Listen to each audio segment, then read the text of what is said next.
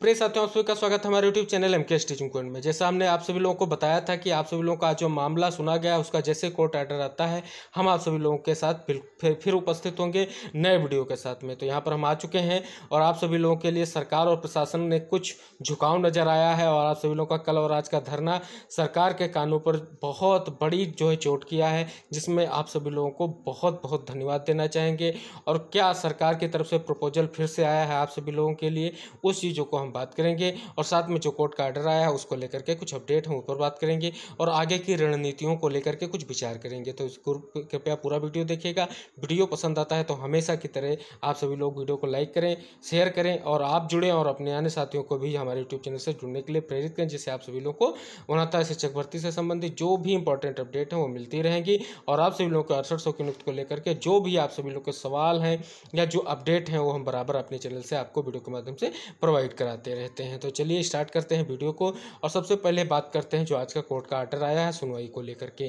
तो यहाँ पे जो सुनवाई हुई है, तो ये जो कोर्ट का ऑर्डर है अगर इसको समराइज किया जाए तो स्पष्ट रूप से आज जो ऑर्डर आया है, तो जो डबल आरक्षण को लेकर के आज बवाल खड़ा किया है क्या कहते हैं अनारक्षित वर्ग ने, उसी को लेकर के समझ लीजिए कोर्ट का ऑर्डर समर्पित है। और यही बताया गया है जितने भी बेंच मैटर्स हैं उनमें कुछ केस इंपॉर्टेंट हैं, उनको भी डिसाइड करना जरूरी है। तो ये जो डबल आरक्षण का मामला है ये आपने देख लिया है। इसमें बात ये निकल के सामने आ रही है कि जो ये रिट है, जो इसमें मोहिनी तिवारी ने रिट डाली है, जिसमें उन्होंने टेट जो है आपने जो है स्पेशल गुणांक को लेकर के उसमें जो है डाला है और उसमें बात की है कि आप देख सकते हैं कुछ ऐसे नियम हैं जिसमें आप क्वालिटी पॉइंट को लेकर के चीज़ें डिस्कस की गई हैं। तो ये सब चीज़ों को लेकर के ज़्यादा कोई परेशान होने की ज़रूरत नहीं है, क्योंकि ये मामले को केवल उलझाने की कोशिश है और डेट बारे आगे बढ़ाने की कोशिश थी।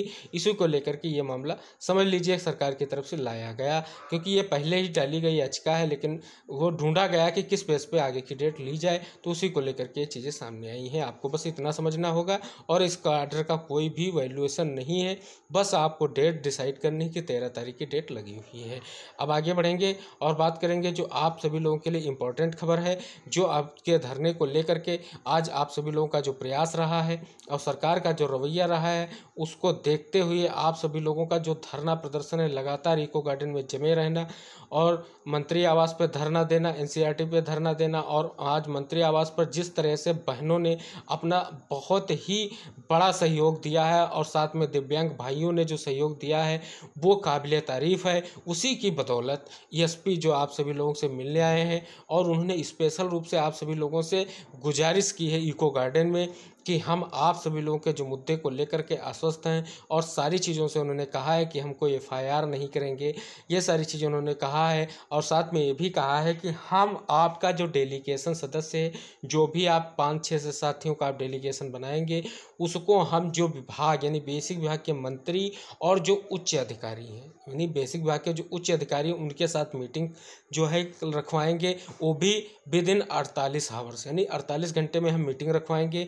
और जो भी आपकी मांगें हैं उन पर जो है अमल करने को लेकर के हम कहेंगे और अपनी तरफ से पूरा प्रयास करेंगे कि आप सभी लोगों की मांगें सुनी जाएं। और उन्होंने एक साथ में बात कही कि आपका मामला कोर्ट से निस्तारित होगा और ये आपके जो डिवीजनल बेंच है यानी सिंगल बेंच है, ये डिवीजन बेंच मामला सुन रही है। ये जो बेंच है ये आप सभी लोगों के मुद्दे को डिसाइड करने को लेकर के जो भी उचित कदम है उसको लेकर के हम बात करेंगे। और आपका सदस्य जो डेलीगेशन है, जो आपकी मांग है कि हमें बेसिक शिक्षा मंत्री जी से मिलाया जाए, तो बेसिक शिक्षा मंत्री जी आपके डेलीगेशन सदस्यों में मिलाने की 48 घंटे के अंदर कोशिश करेंगे। तो अब देखते हैं जो ये नया प्रपोजल आया है, ये सरकार के कहने पर ही प्रपोजल आया है, ये आप सभी लोगों को देखना और सावधान रहना है। और इसमें सरकार की बड़ी मंशा छुपी है, ये भी आपको ध्यान देना है। और इसमें जो साथ में कह रहे हैं कि आप लोग अपने अपने घरों को सुरक्षित जाइए, उपद्रव मत कीजिए, तो ये चीज़ों का कहने का मतलब ये है कि जो भी चीज़ें वहाँ जितने भी साथी उपलब्ध हुए हैं उनको अपने अपने घर जाने के बाद में डेलीगेशन मिलेगा, चीज़ें वही रहेंगी, क्या बदलेंगी ये आपको सूरत हाल पहले से पता है। बहुत सारी मुलाकातें हो चुकी हैं, बहुत सारी बातें हो चुकी हैं, ऐसा कोई चीज़ें निकल कर सामने आने की बात नहीं है।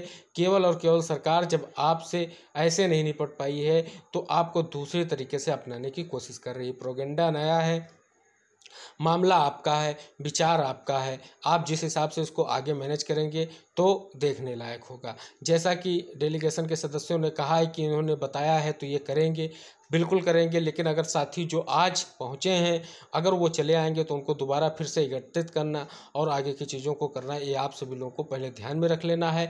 और पहली बात, जो भी साथी वापस आए तो जिन चीज़ों को लेकर के सभी साथी उपस्थित हुए हैं, यानी अपने जो है सिग्नेचर, अपने सारे डॉक्यूमेंट को लेकर के, तो वो वहाँ पर उनको उपलब्ध कराना है और उसकी लिस्ट जरूर बनवा दें, जिससे भविष्य में फिर से मांगने पर किसी भी साथी को ये दिक्कतें ना हो कि वहाँ पर जाना पड़े। तो अब ये डिसाइड हो जाएगा कि आप सभी लोगों के लिए कितनी जल्दी क्या होने वाला है। तो जो 48 घंटे का समय मांगा गया है प्रशासन की तरफ से, अब उसको लेकर के आप देखते हैं कि क्या चीज़ें आगे निकल कर आती हैं। तो कोर्ट का आर्डर आपको सभी लोगों को पता चल गया है, कोई ज़्यादा दिक्कत वाली बात नहीं है।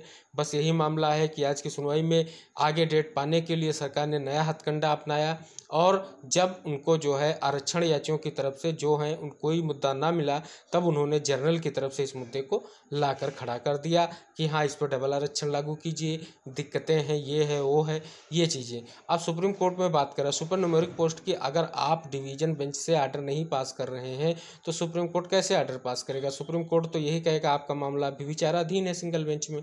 तो किस हिसाब से हम यहाँ से आपको निर्देश दे दें कि आप जाकर सुपर न्यूमेरिक पोस्ट पे आपको सरकार करते हैं? यानी आप सभी लोगों को बरगलाने की भरपूर कोशिश है। तो आप सभी लोग इसमें झांसे में मत आइए।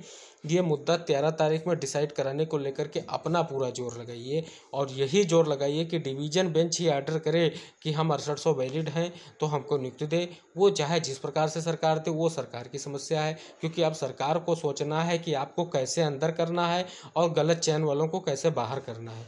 ये आप सरकार की लिस्ट पर निर्भर, सरकार को ये चीज़ों को मांग करनी चाहिए।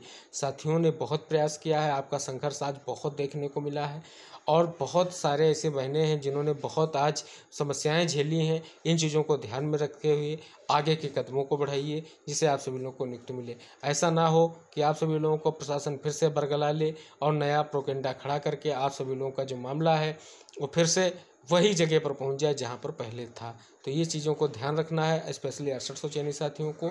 जो मेरी नैतिक कर्तव्य था, हमने यहाँ पर आप सभी लोगों को बताना उचित समझा है। अब करना और चलना आपकी जिम्मेदारी है।